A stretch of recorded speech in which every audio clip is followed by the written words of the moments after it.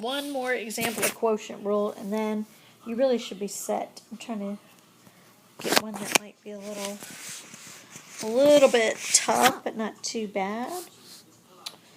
Okay, here's our function, and we'll do 3x over x cubed minus 8x plus 2.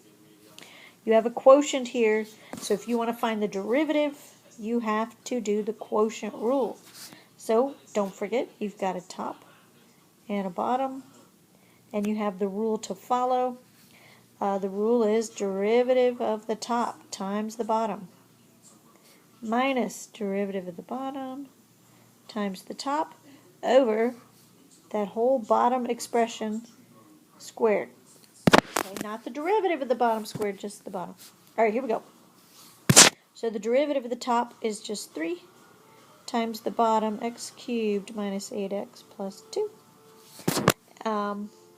Then I have to do minus the derivative of the bottom. 3x squared minus 8, that's what we get. Okay, put that in parentheses. That's important. Times the top, which again is just 3. The reason I say put it in parentheses is because you got to recognize this is where all the errors occur, right here.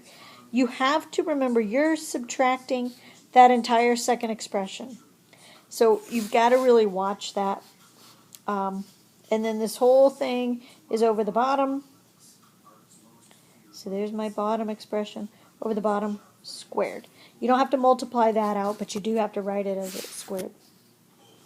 Okay, let's get our distributing on. Distribute that 3. And you get 3x cubed minus 24x plus 6. Okay, I'm going to put my subtraction down, and I'm going to keep parentheses here because you're kind of distributing backwards, by the way, because you are subtracting everything that you get when you do this distributing. So I have 9x squared minus 24. You have to remember you are distributing that subtraction now. All right, so 3x cubed minus 24x plus 6 minus 9x squared, but then plus 24. I'm telling you, if you're going to make any mistakes, that's where you're going to make it right there, is forgetting to distribute that negative. So watch for it. Okay, all that over the bottom squared. And I can simplify like terms on top. Oh, weird. All right, so the only things I can combine on the top are that 6 and that 24.